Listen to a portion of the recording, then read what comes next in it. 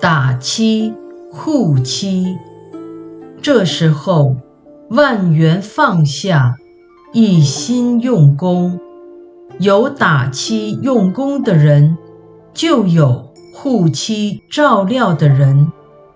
打妻的人能成佛，护妻的人也能成佛。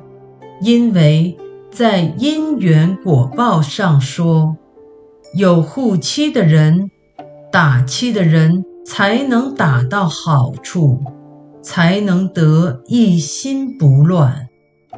我们都护持人家用功，大家都能得一心不乱，当然我们也能得一心不乱。